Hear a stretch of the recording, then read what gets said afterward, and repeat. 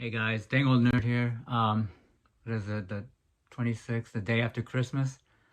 Um, so I had a little surprise on Wednesday as I was driving back to Dallas after work. My wife called me and she said that she got a trip over Christmas to Hawaii. So I was like, another holiday. I have to, stay home by myself.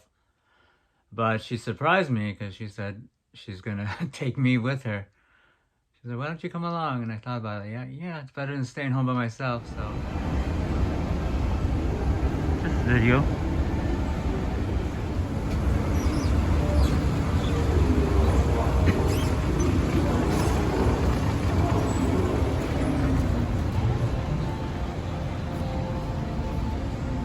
4 year for all B and E games and the Grand Hyatt.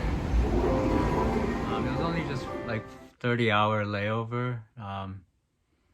So we flew out on the morning of Christmas Eve, and then arrived in Honolulu like around 2 p.m.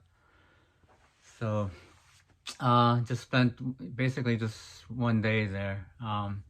And it was kind of stressful, just for such a short time.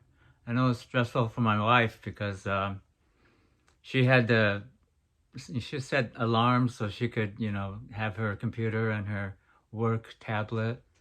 And she had to register me, as, to fly.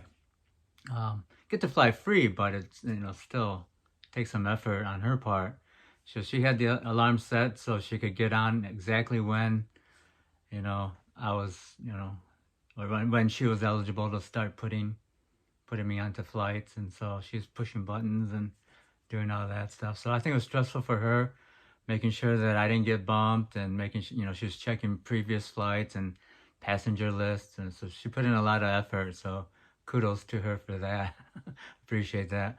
Um, and then, so that was stressful for her. For me, my stress came when we arrived and we got a rental car. And the crazy thing is like I just wanted a simple little, sedan, like a, compact, like a Corolla. But those things are like, like 80, 87, $90 per day. And then the surprising part was that they had Camaros and Mustang convertibles, and those were like 70, 70 something.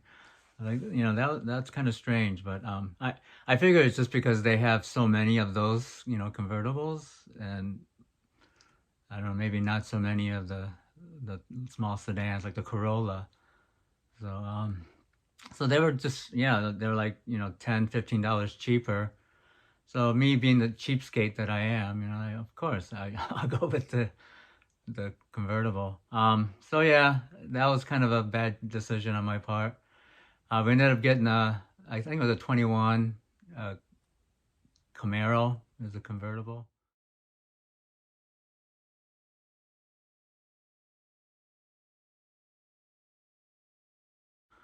And let me tell you, I was really disappointed.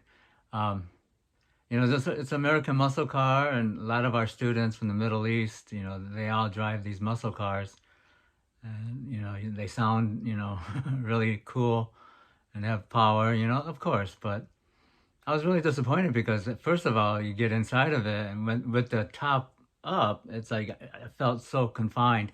I felt like I was driving a tank because the front windshield is really narrow, and there's no visibility in the rear, quarter.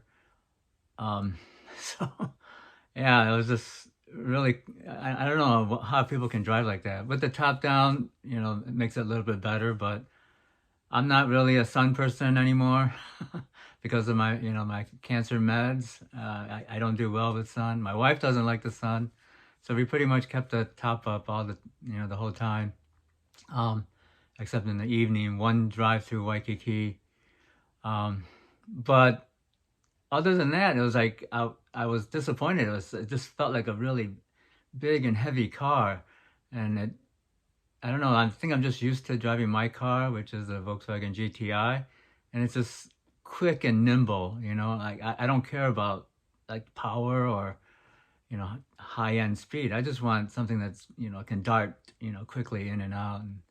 And in Hawaii, there's no there's no opportunity, no place to actually use that V6 or whatever it has. If I got like 400 or so horsepower or something, but it's like there's no place to use it because at the max, maybe I was going 70.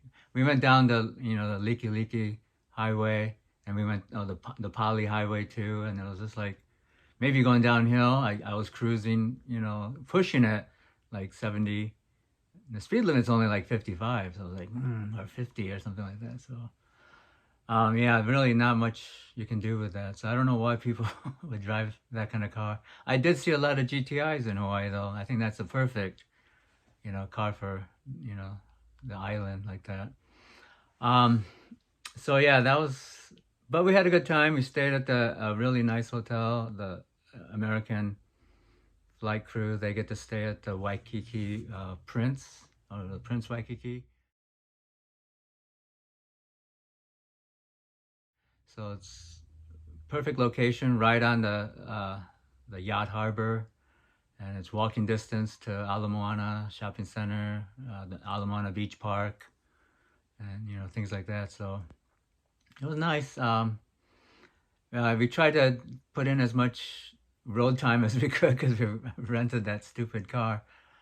But I was stressed every time I drove that. And then when I first we just picked up the car. We arrived at the hotel. I dropped my wife off so she could check in. And I talked to the valets. They said that, you could self-park is free. So I didn't think anything about it. I said, cool. So I took off and I tried to go to the self-park. I didn't realize that, yeah, you're supposed to have your key with you first, dumbass. So I pull into the self-park kind of gate. And of course, I have no way to open the gate. And then there's scaffolding in front of the entrance. So now I got to back this thing up. Oh my God, what a nightmare. I was stressed right from the get-go, and rear visibility is horrible. It does have the rear camera on the mirror. That was helpful. And then other cars had to wait for me as I'm trying to back that thing out without, and I'm not used to the sides, the front and side dimensions. So it was kind of a harrowing situation, but I managed to back that thing back out onto the road, and I pulled back to the valet, and he explained to me, "Oh, brah, you need the key." I'm like, "Okay." So, anyways, that was our holiday weekend. We arrived Christmas. We flew out Christmas night around 9:20. That was our flight time, and then we arrived in DFW like 8:20 in the morning on the day after Christmas. So, um, yeah, that's that was my Christmas. So it was good. We got to spend Christmas together in a beautiful location. Ate some great seafood. I figured you're in Hawaii, great time to get seafood. So we ate at some Japanese restaurant that first night out by Hawaii Kai or Niu Valley or something like that. And then that night we stopped at a Foodland because we figured, okay, the next day is gonna be Christmas, everything's gonna be closed. So we bought some food that just in case, and we bought some poke. It's like Hawaiian. It's basically tuna, like raw tuna, but it's mixed with a spicy kind of sauce, and just put it in the fridge in the hotel, and then Christmas Day we ended up driving around and we ate at a buffet. No, we ate the hotel buffet in the morning, which was really good. And of course, we were full, so we didn't really eat anything. But then we came back to the hotel like 3 o'clock ish to get some rest and get ready to head out. And then I ate the poke. So 1 day old poke. I figured it'd be okay, and I was okay for a while. But then just like we got some rest, and we started cleaning up and packing, and then my stomach was like making some noise. So yeah, I had stomach problems. But I figured, okay, so I took care of it before we left. I figured that's good. We get on the airplane. Okay, I still had stomach problems. So I couldn't sleep. I was in the toilet a couple times. Ah, so and then came back home, same thing. Just it just keeps coming back, keeps hitting you. So I think I'm pretty much over it now. So I'm okay. But it was just kind of a stressful, kind of a harrowing, couple of days. But it was good. I can't complain. It was great being in Hawaii and getting to spend Christmas with my wife. But today it's just working on some little things, just nothing special, nothing, important, but just kind of go through what I've been working on. So the first thing I've been working on is my, of course you're getting tired of this, it's my Vertex Sock P. Pretty much just turned it into a kind of a makeshift first aid kit. So like in the previous videos, I have basically chest seals and quick clot down here at the bottom, and then at the top I got all the gauze and bandages, things like that I could fit in here, sanitizers, and then I got my shears stuck back here, so that works out well. And then I just put my phone in here. And then for my tourniquet, I figured, this is where I was carrying it on my belt, but now I just put the strap of the bag through the bracket from the tourniquet, and then I just basically lash it down with these little Velcro strips. I don't know, I got a set of these on Amazon a while back, and they're very useful for things like that. But yeah, that stays on. And then when I sling this over my shoulder, this is kind of at the back end, and the sock P is at the front and my chest. So that's kind of what I've been working on with that. Inside is still pepper spray, my just boo-boo kit, emergency food, admin stuff, things like that. Okay, and then I got, my wife gave me these two things on the flight. These are just little amenity kits. I think it says Shinola Detroit. I have no idea what this company is, but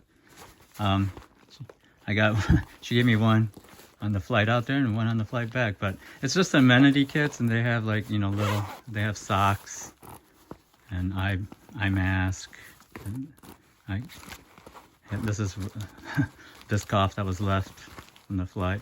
But I thought these were pretty nice little totes, and I kind of maybe try to incorporate this. I like them because they're pretty flat. But I don't know. I haven't figured out how I'm going to use them yet. But I got a ton of these. She constantly brings these things home. This is another amenity pack, like just a first aid kit. I've been kind of putting together different kits, but hand sanitizer. This one has kind of emergency. When I went to the optometrist, and they give you those plastic little shades, it's got that in there. It's got couple other things in there, like I think it's got like toothpicks. This is kind of like a clobetasol cream. It's got steroids in it. It's like sometimes I get a rash, inexplicably. It's just because of my transplant. Abreva, at the first sign of a cold sore, I need to start treating that due to my immune system. So I just keep it in an old prescription bottle. And then this big one, it has this. It's a Band-Aid, basically. It's liquid Band-Aid. So it works well. I've used this many times. Cuts on my feet, sometimes that or any place where you need to have it, you know, be a little bit more flexible. So I'm starting kind of putting this thing together. And then this is the old bleed kit that's now in my sock pea bag, but I figured out maybe try to start something here too. So it's got one of the bandages that I couldn't fit in the sock pea, and this is like a CPR mask thing. So got some scissors. Well, I'll see what I can do with that. And then this is my bleed kit for my range bag. So what else? Let's see. I improved this thing. This is my let me see, where's my, so like, you know, like to pull back the feeder here for my airsoft. So before I had a push pin, and I just cut the plastic part off and then Gorilla glued it. But then as I've been using it and pushing down, that little piece of the pin was falling out, and then it's just basically a bare metal piece just sticking out. And so I got a little thumbtack. I got this from my buddy Guy. He had it in his room. So this works perfectly. I dropped a little bit of Gorilla Glue in there so it holds. And if it starts to come loose, then you can just hold it with your finger. So now I do that, and then you can just refill like that. I'm not doing very well here, but so yeah, that's basically what I worked on this morning. Well, other than that, that's about all I have. I know I'm really scraping the bottom here, but had to put something out. Let's see. Well, this week I'll be working from home, get to Zoom from home, but I think I'll have plenty of time. I do want to get to the range and, you know, try to fire off a few rounds, but I don't know if I'll videotape. I'll try, but I feel kind of stupid filming stuff, especially at the gun range. But that's all I got. Leave any comments or questions, and then I'll see you next time.